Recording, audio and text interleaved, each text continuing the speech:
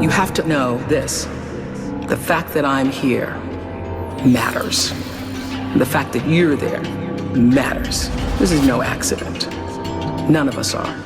If you do not have style, you just say, well, here I am, as a human being. How can I express myself? Ask not what your country can do for you. Ask what you can do for your country.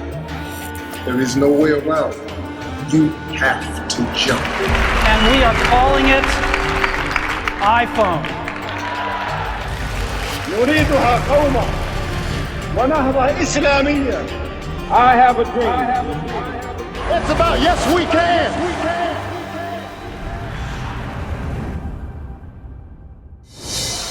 من أمام أحد مساجد لوس أنجلوس أقدم ضيف الحلقة اليوم كما قدمه الرئيس السابق باراك أوباما. Here's how great Kareem Abdul-Jabbar was. 1967, he had spent a year dominating college basketball. The NCAA bans the dunk. They didn't say it was about Kareem, but it was about Kareem. عندما منحه وسام الرئاسة فقال لم أقلده هذا الوسام لأنه فقط أسطورة لرياضة كرة السلة، بل نقابلهم لأنه هو اللاعب والمدرب والمؤلف والناشط السياسي كريم عبدالجبار. كريم عبدالجبار. كريم عبدالجبار. And he's got his body in between Jabbar and Chamberlain. He gets to it. Kareem. And the foul.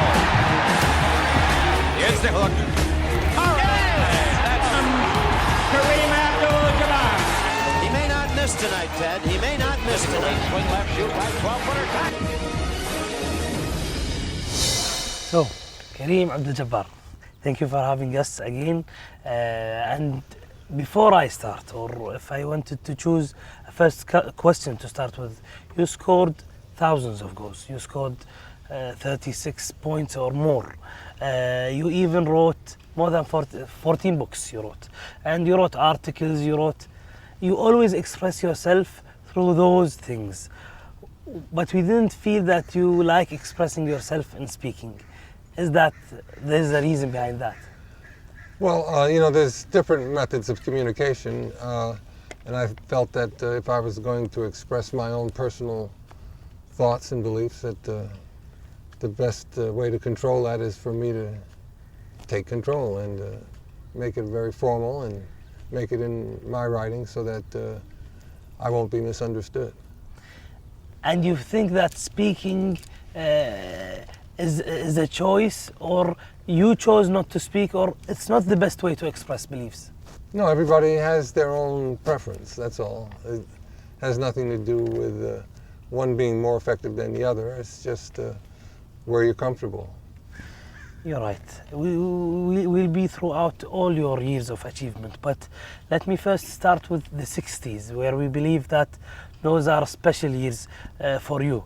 I tried to memorize them by saying my father is born in 64, my mother is born in 65, in 66 you joined UCLA. What do you remember on those moments, joining UCLA? Well, I had a very good experience going to UCLA. I wanted to get a degree, and, have the whole college experience, and UCLA was a perfect place for me to do that. I was able to graduate on time, and we did very well with the basketball program, so it couldn't have gone any better.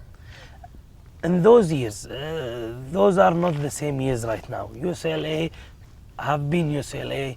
It's one of the top educational universities in the world, but still, how do you describe those days, those college days?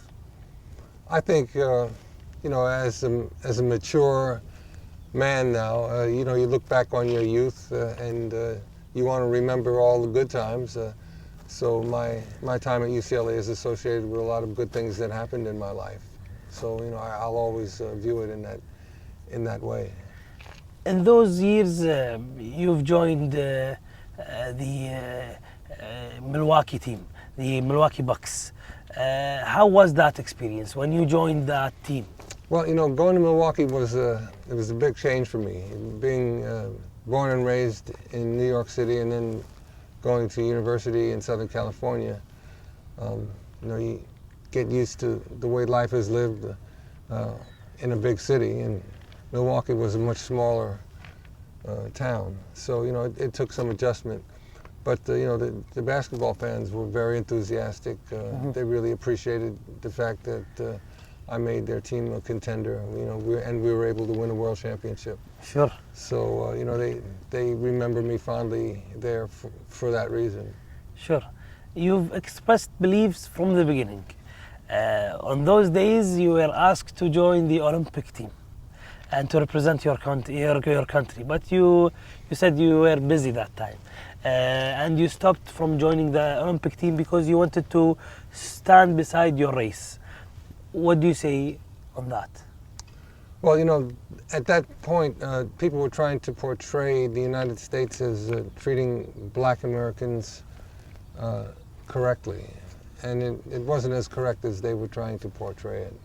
And the truth was very important to all of us, that we tell the truth about what was happening here in America. So I was I was proud of the guys, Tommy Smith and John Carlos, for standing up and making a protest the way they did.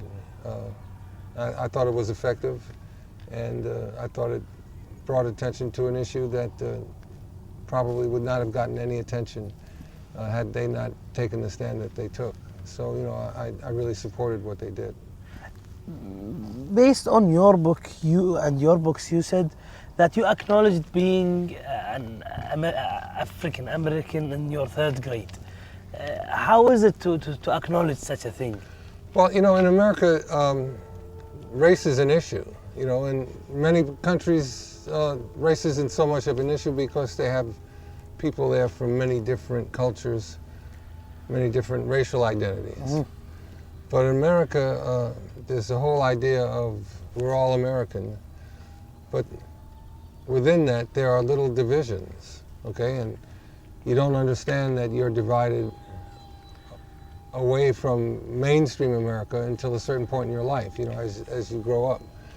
And I was just reflecting what I was learning. By then I was, 8 or 9 years old, and realizing that the white kids saw themselves a little bit differently from seeing me. And I remember looking at a photograph of me and all my classmates and saying, I'm the black kid. Uh-oh, there's something going on there. And little by little you become aware of racial differences here in America, because people start making assumptions about who you are and what your potential is, based on nothing other than what you look like.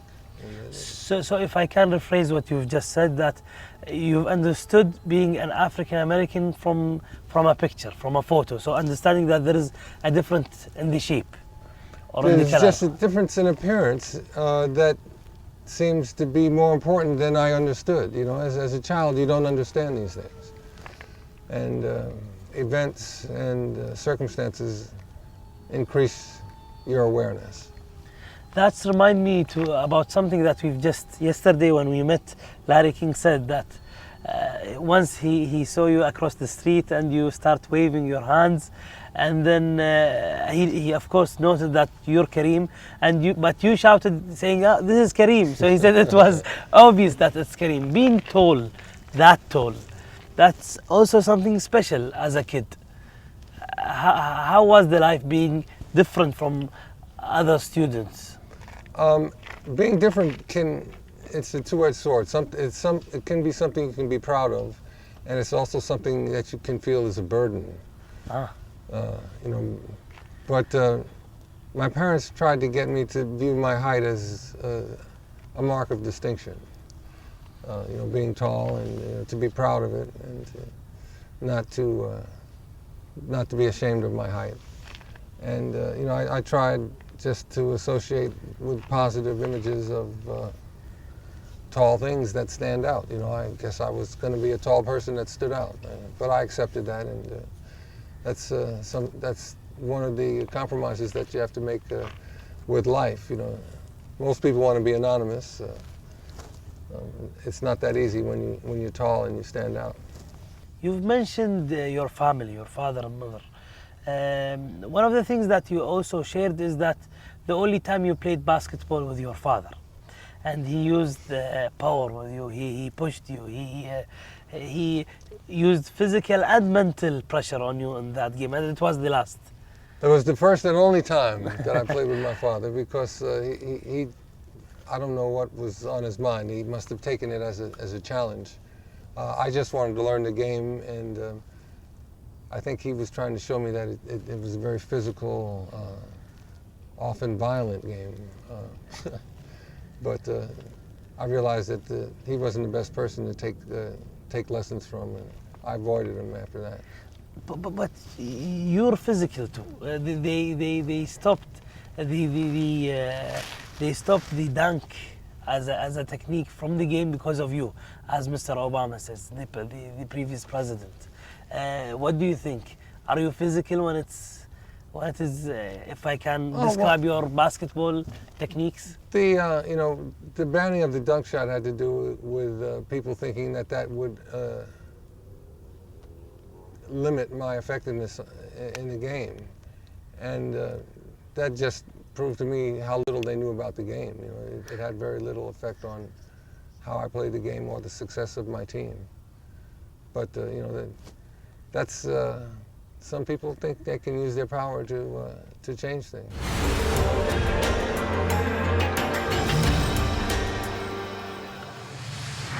You replaced it or you didn't. You invented your style or your hook of the game. I remember, before saying that, I remember once with my family when we were young, we played in a court similar to that, and we were missing one to make the team full. So my cousin, a girl cousin, joined. She knew nothing about basketball, but she was tall because she's the oldest among us. Yeah. So automatically, she doesn't know how to dribble. She made the hook, but it's not the exact hook, but it was a hook. My father shot it from far away, Kareem Abdul-Jabbar, and she looked the same. So was that the reason? Was it because you're tall and you can handle the ball? What is the story of the hook? Basically, the coach that I had when I was in grade school had someone show me how to shoot the hook shot, and they gave me a drill to practice, and I started practicing it while I was in grade school, and I just kept practicing it. But by working on it so early in my life and learning all the fundamentals of it, as I got older, going through high school and college, it was part of my game, a very effective part, and it was a shot that nobody could block. So it enabled me to have a long and effective career. دائما ما نسمع أهازيج الجمهور وصيحاته عندما يتم تسجيل الهدف، وأحيانا عندما يتصدى المدافع لهجمات الخصم. فمن هو الأهم؟ هل هو تسجيل الهدف أم صد هجمات الخصم؟ تساؤل مستحق.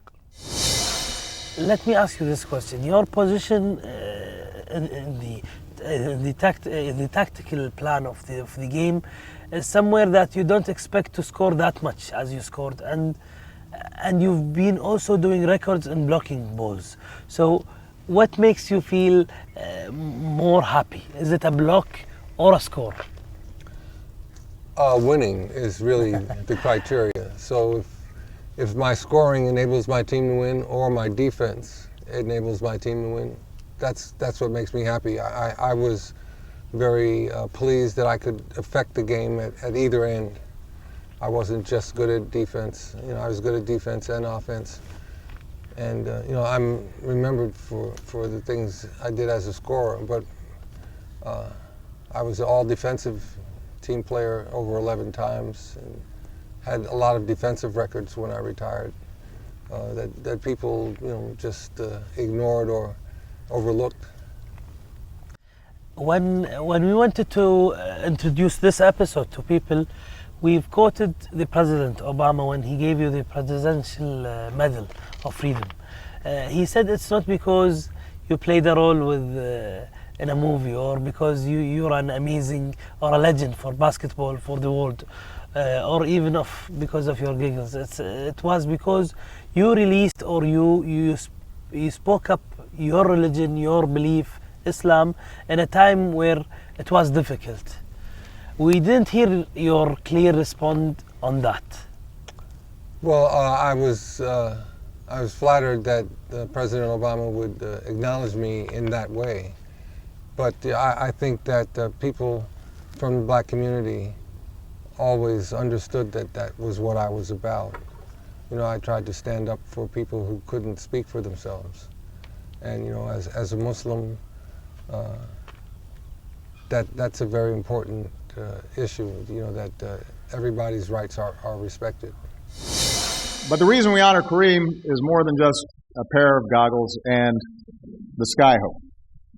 He stood up for his Muslim faith when it wasn't easy and it wasn't popular. He's as comfortable sparring with Bruce Lee as he is advocating on Capitol Hill or writing with extraordinary eloquence about patriotism. Physically, intellectually, spiritually, Kareem is one of a kind, an American who illuminates both our most basic freedoms and our highest aspirations. قد يعتقد البعض أن التخلي عن المبادئ والثوابت والقيم القديمة هو جزء من شروط الانضمام مع الكبار، ولكن عندما وصل كريم للقمة عاد ليعلن إسلامه وتمسكه بتلك الثوابت. Back home, or especially in the GCC countries or in the Middle East, people sometimes, some of the people believe that neglecting Islam or trying to hide their beliefs is a way of being part of the being modern and being open-minded, let's say. But you did exactly the opposite. You became a legend and a hero, then came back to your beliefs. What do you tell those people? Well, I would tell them that I would not have been successful if I had not had a moral foundation. Oh. You know, the things that keep you from acting foolishly are the moral restraints that you try to adhere to in your life. You know, if it were not for those, if it were not for the fact that I wanted my children to do well, and I focused on that, focused on my family and my community first. You know, that's what enabled me to succeed. And that's what gives me pleasure and makes me feel fulfilled. Other people, if they don't have this moral foundation, they focus on themselves, total personal gratification, the accumulation of wealth. The Quran says, what do we want? We want stored up heaps of gold, wives, children, and cattle marked with your brand. The Quran tells us that's all that we would want if we did not have a moral foundation. So, you know, Islam gave me that foundation that enabled me to understand what was important and enabled me not to live a life that I would not be proud of. Talking about Islam, do you remember the moment where you saw Kaaba or you went to Saudi Arabia? Yes. How did that feel? It's hard to describe because when I was learning about Islam, I read the life of the Prophet. So, you know, to go to Medina and Mecca and see these places and understand what happened, it's very emotional. You said in your book when you went to Libya and Saudi. Let me ask you, why Libya? It was a place where I could study Arabic. Uh-huh. I only had a couple of weeks during my summer vacation, so I went to some place where I could try to learn conversational Arabic. But also you've joined Harvard to learn Arabic. Yeah, that's where I went first. I went there first, and then the next year I went to Libya and Saudi Arabia. That makes it amazing for people to know why you're successful. When you wanted to learn Arabic, you've joined Harvard. So that should be a lesson that everyone seeing now should understand how to be a successful person. Yeah, I mean, one thing that saying we have here, knowledge is power. So, and the Prophet Muhammad said to seek knowledge, even if you have to go to China, which was the furthest place that you could go to that they knew about. Go to great lengths to accumulate knowledge. Yeah, it's right. Absolute essential part of success. رغم أن كريم في عامه 70 إلا أنه ليس متعلق ومتمسك بتلك اللحظات التي حقق فيها نجاحات الماضي، بل هو دائما متطلع للمستقبل، دائما يبحث عن ما هو إصداره الجديد. هكذا هو كريم عبدالجبار. You're a huge achiever. That is the reason why Power Owners is here today. But one of the things that you think of it as one of your biggest achievement is after being a sportsman or athletic, being an author as one of your hugest success. Why is that? I think I had to have something to do with my life after I got through playing professional sports. You know, when I retired, I was 42 years old. I had quite a few years to live, and got to do something with your life. So being able to write has been very fulfilling for me. You know, to express myself and communicate in a way that people can understand things about me and the things that I observe. I'm able to make that known to people in a meaningful way. Legends do books. This is something not surprising. But I thought that if I look up to your books, they would all speak about basketball, especially your last book. But when I digged more on your 14 different books, I was surprised that you talked into different aspects. You even invented a brother for Sherlock Holmes and talked about him. You became a real writer. It's not only about basketball. When did you feel that you're able to be that writer? When I was at the university, while I was at UCLA, they just encouraged us to write whatever. And one of my teachers said, hey, you know, you've done a few interesting things here. And I got the idea at that point that maybe I could write. But of course I had my basketball career ahead of me. But when my basketball career was over, I picked up those threads and followed them, and I've been able to do well. I'm just very fortunate, you know, that's all it is.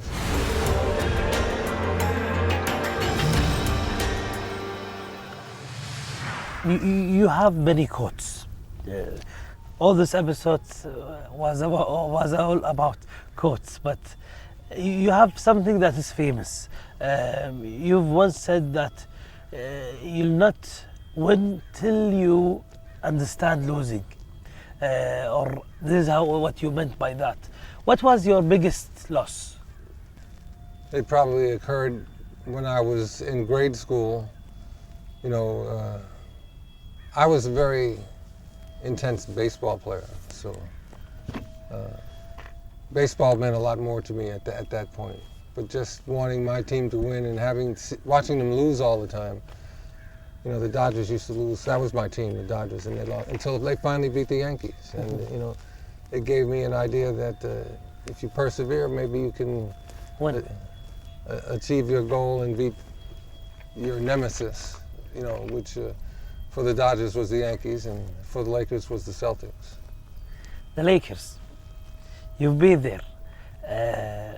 Is it the best team ever in basketball, the Lakers? Well, I think you can't compare teams from different eras. I think the Lakers that I played on was one of the best teams ever, but it's only one of many very good teams. And we'll never know because you know, we can't take those Lakers and make them play against Bill Russell's Celtics, or Michael Jordan's Bulls, or George Mikan's Lakers. It's impossible. It's just something that people argue about. I guess that's why they have sports bars, you know. Talking about other legends of basketball, such as Michael Jordan, you both reached success. People have a debate who's the most important players between those two names. But there was always a choice. After reaching success, what to do with that success? He chose a different path. What can you tell us about the path that you've chosen after success? Well, I've devoted myself to things that are important to me. So having the opportunity to write and express myself on different political and social issues was important. That's why I pursued that. You know, Michael wanted to be a businessman. He's done a very good job at that. So. And don't you think that he made more money than you did after taking that line? Well, you know, if your pursuit is a businessman, that is what businessmen do. They accumulate wealth. I had things that I wanted to say, so I've been able to do that. Talking about politics, it is a hot topic, and you have huge opinions because you didn't choose to be a businessman. You chose to say your beliefs. So let's listen more about your beliefs towards politics. President Trump, you had many opinions towards him. Now, after 1 year, what can you say for describing that year? It's been a year of chaos and confusion, and I've seen not very much I can there to admire because of the incompetence of how his administration has moved forward. They haven't done very many things. A lot of things are out of place and out of order. But they say that they took the employment rate, the unemployment rate down. The economy is better.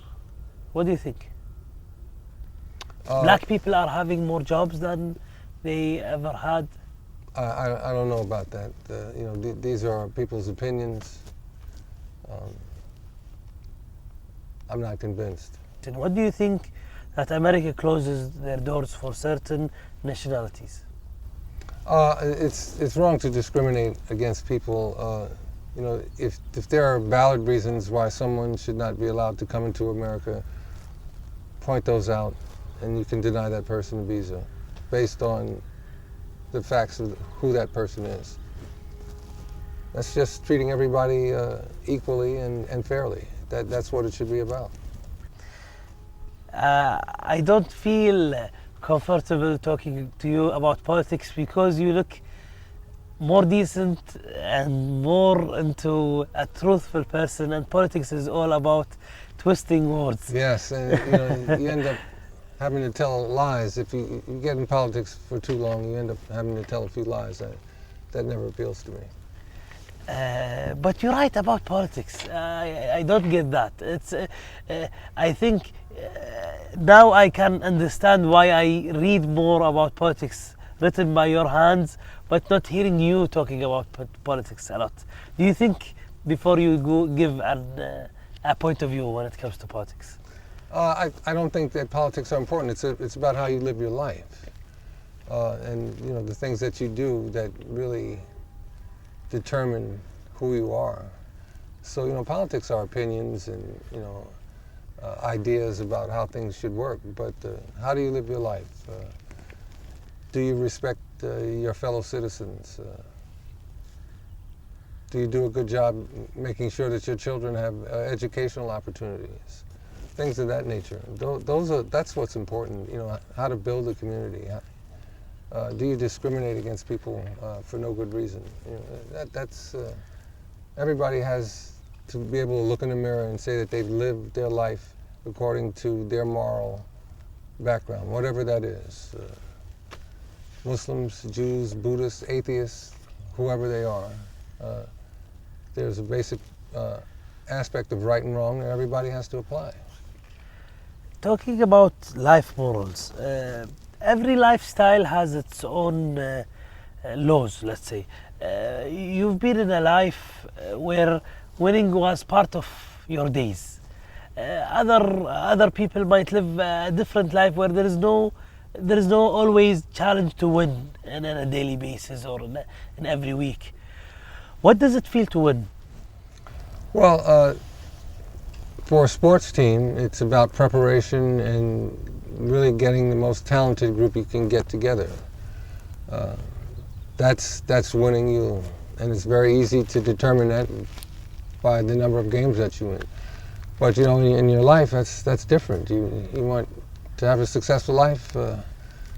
It's about growth, the growth of your family, your own personal growth of knowledge, and that type of thing. So, you know, it's hard to compare a sports career with life, life that we have to live. You know, sports careers are fun. It's about personal development. It's about the development of a group, because a team, they evolve. They do things that give people ideas about how teams can be successful. So there's a lot to it, but it's all about what you want to achieve. Winning a trophy, is it that moment where you feel winning? Is it when you, after doing whatever is happening in the court and going back to home? Tell us about that journey, winning a trophy. People love success stories and they love to know how to feel to win. So we see you winning and jumping with your teammates and having the trophy. What happens after that when you go back home? Well, you know, to be a part of success on that level, it's very rare that you can take credit for it. You know, it's a team effort. There's a whole lot of people that enable a team to be successful. And if you focus on that and appreciate that, you won't make the mistakes that people make, you know, because they get to be arrogant after they've been successful a little bit. And it's hard to repeat after that. Talking about what's important, when talking about now, the current, what happens at the end, it's not about how it goes. This is a main question that I always had about basketball.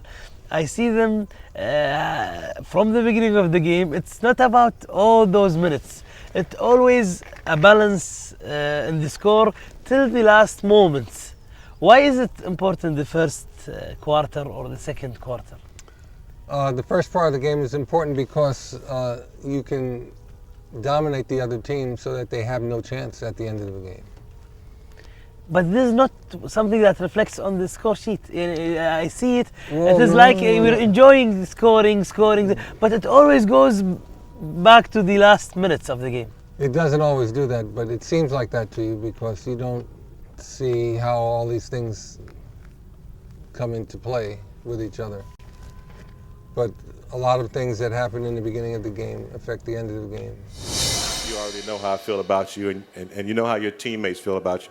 We love you, man, and you've meant a lot to us, and you've helped us grow. So this is your night. A lot of times those MVPs were really yours, and you allow them to give it to me, but you never said anything.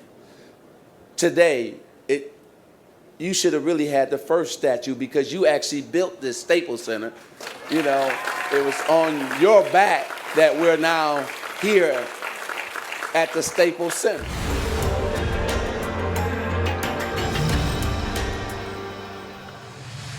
I wanted to say something related to how America is successful between joining the educational importance and the educational programs that they have linked to sports. So now you can't be part of NFL or NBA unless you are. How can you explain this to the world?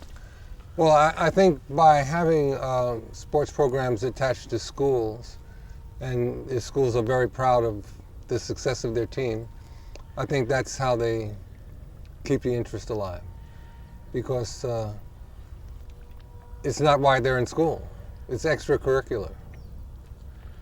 But it's something that they take a lot of pride in, and it's something that gives them physical training, and they learn about teamwork. But you don't feel that they're treated in the right way. You write once an article about the players are not.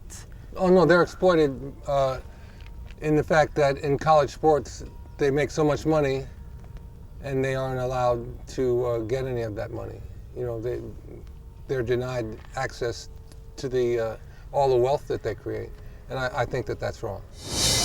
في إحدى لحظات الراحة على هامش حوارنا مع كريم عبدالجبار ذكر لنا قصة شدت الجميع، وهي أنه وعد بجائزة مقدمة من رئيس الوزراء السابق لإسرائيل شيمون بيريز، ولكنها كانت تشترط تواجده في إسرائيل، ولكنه من أجل المبدأ رفض تلك الجائزة.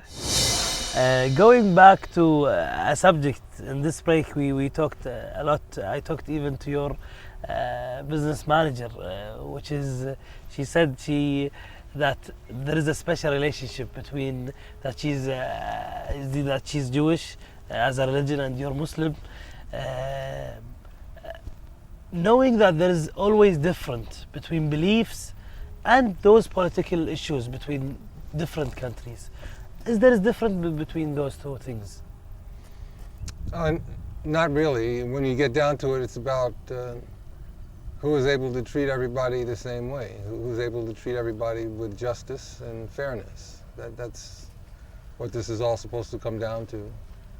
And you know people by their deeds, not by what they say. The things that come out of their mouth can be directly opposite from the things that they do. So observe what people do, and I use that as a basis for understanding them. And knowing that you're iconic, you once even said that now Kareem Abdul-Jabbar is a brand. You always look up to this name, how it is always related to achievements. And also it is an Arabic name.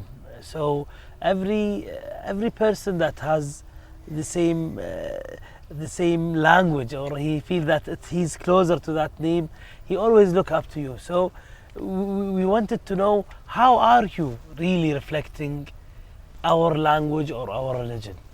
Well, it's an honor for me to be a Muslim and to be someone that Muslims can feel that they have learned from and gotten positive information from, that I've been a positive example as a Muslim. You know, I things that I can be proud of, things that I don't have to be ashamed of. So I'm glad that you know, I'm seen like that in the Muslim world. I remember when I was in, I went to Jummah in Al-Quds, and all of the Palestinian people came in, and they just wanted to shake my hand, and they wanted their children to see me, and they said, you know, he's Muslim from America, you know. And just the brotherhood, that bond, that's what was important. We know how Islam gave you a special image, or now some even players copy your name and try to get the benefits that you've got out of releasing this opinion or belief. But what did Islam stopped you from doing things, or made it harder in achieving certain things? Did that happen? Well, no, I think Islam helped me to avoid bad things, to not be totally into my own pleasure, you know, which leads you on a very negative path. So, you know, reading the Quran and getting an understanding of how to live my life and what to focus on really enabled me to avoid bad things. Let me clarify more. Now, certain beliefs stop you sometimes from certain achievements. Did that happen to you? So, for example, an award or something that you should take, but because of your religion, it didn't. Of course, you know, since I retired, I've had the opportunity to do a beer advertisement. I can't do that, and it's okay. You know, I accept that. That is part of the discipline in my life. I don't mind that. So, you know, things of that nature are fine with me. I don't do, I don't promote cigarettes, you know, because they're bad for your health. And I get that feeling and that indication from Islam. I know that you have many trophies, but we have also our own trophy that reflects the image of our program. It is this is the gift that we have. This is that represents, yes, a boom. We call it boom in Arabic. That reflects the program where we travel all over the world to meet legends, to share their stories. So this is for you. Thank you very much. It's beautiful. Thank you very much. Wow. Okay, I want to do one last thing. Sure. When did you last practice basketball? Well, when I was coaching with the Lakers, I had to stay kind of get into a little bit of shape so I could demonstrate things to the people that I had to coach. Okay, so we said 2 questions. All right. Okay, I'll pass the ball to you. If you missed, it would be a hard question. If you scored, it would be an easy one. And okay? Where do I have to shoot it from? Wherever you want. Wherever because I think want. it's all about pressure. It's not about, because I see famous basketball player, they miss doing a penalty. Oh, so it's okay. always about the pressure. Yeah, but that's because they don't practice. Okay. All right, so you want me to make the shot? Yes, I'll try to block you. Ah. All right, so ask away. A hard question. What do you think should people in the Middle East do with African American, Muslim African American, or African American here in the United States? I would hope that Muslims in the Middle East and African Americans can get business ties that would strengthen our understanding each other culturally, and it would strengthen the black community here in America financially. And that would be a great thing for both the people in the Middle East and for black Americans. Okay, I'll give you the other ball. Okay. Hope you'll miss again. All right. Okay. Then it's an easy question. All right. You did 14 books. Yes. As there is a new book coming up. Yes, I have a new book. It's the second book about Mycroft Holmes, which is Sherlock's Sherlock Holmes' older and smarter brother. Mm-hmm. And I will continue his adventures that occurred before we learned about Sherlock. That's what it's all about. It's Mycroft's backstory and Sherlock's Holmes' early story. So you want to see a hook shot? Yes, I want to see one. I've been out of practice. There we go. I've shot a basketball, so. Whoa. When do you cross a line when you write a book? Now you missed balls. Sometimes do you write and miswrite and take? Oh yeah, it's all about rewrite, and you have to reread and rewrite what you do constantly to make sure that it's all, the continuity is there. That's essential. Sometimes also rewriting what people call you. So for example, as something that we had behind the scenes, someone pronounced my name wrong. Mm-hmm. As you heard. So it's you felt the difference between Othman and Uthman, or right. Uthman, right? But I studied some Arabic, so I understood what it should be. Your name was also an issue. You didn't respond to people that didn't call you with your name. Yeah, because they had to understand, who I am. Culturally, black Americans have had a lot of things imposed on them. Okay, when people were brought here in bondage, they were denied the use of their language, of their culture, of their family, and it destroyed a lot internally within the black community. There was no sense of continuity there. So we have to rebuild that on a daily basis, just because of our experience here in North America. Thank you again, Mr. Kareem. I hope we can see you and read more of your books. Oh, inshallah. Thank you very much. Thank you. You're welcome. Thank you. حلقة ملؤها نجاح، مشوار ومسار ذاك النجاح، وحتى بعد تحقيق النجاح كيف لنا أن نستغل ذاك النجاح؟ كيف لنا أن نغير المسار والمشوار ونحقق نجاحا بمجال آخر؟ لذلك احترنا أن تكون المقابلة، هل في ملاعب كرة السلة أم في المكتبات؟ قصة مليئة بالمبادئ والمفاهيم. خسر وضحى بالكثير ولكنه كسب نفسه. طبت يا كريم وطاب مسعاك.